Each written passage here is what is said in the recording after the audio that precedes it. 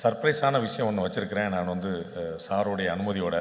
ஏன்னா ரொம்ப வருஷமாக நான் வந்து தேடிட்டு இருந்த ஒரு தலைவர் வந்து திரு எடப்பாடி பழனிசாமி. அவர் வந்து ரங்கராஜ் பாண்டியன் நிறைய நேர்காணல் பண்ணியிருக்கிறாரு, நிறைய தலைவர்களை பண்ணார். அண்ணனை பண்ணலை, இன்றைக்கி மேடையிலே சிக்கியிருக்கிறாரு.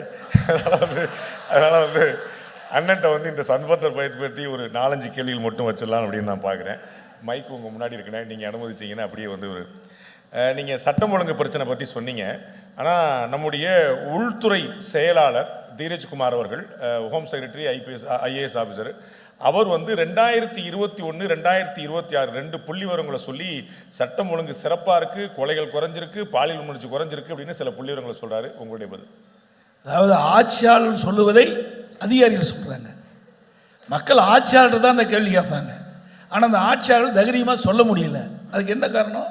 குற்றங்கள் நிறைஞ்சு போச்சு. அதனால் நாட்டு மக்களுக்கு நன்கு தெரியும் என்ன நடக்குதுன்ற அத்தனை பேருக்கு தெரியும். அதாவது அதிகாரிகளை வச்சு அவர்கள் செய்கின்ற தவறை மறைக்க பார்க்குறாங்க. குற்ற எண்ணிக்கைலாம் குறைச்சி சொல்லுவதாக தான் எனக்கு கிடைத்த தகவல். அதிமுக ஆட்சி அமைத்த பிறகு இந்த அதிகாரிலாம் பதில் சொல்லி ஆக வேண்டும்.